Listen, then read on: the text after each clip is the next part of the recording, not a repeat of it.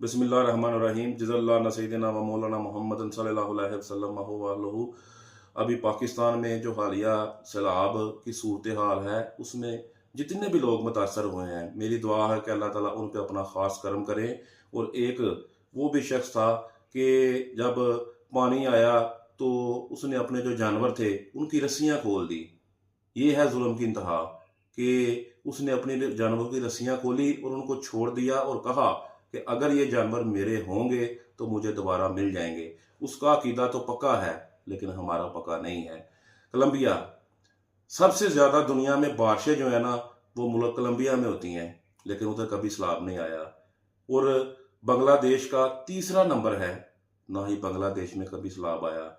पाकिस्तान का 145वां नंबर है बारिशों में, लेकिन पाकिस्तान में हर साल बार बार सैलाब आता है।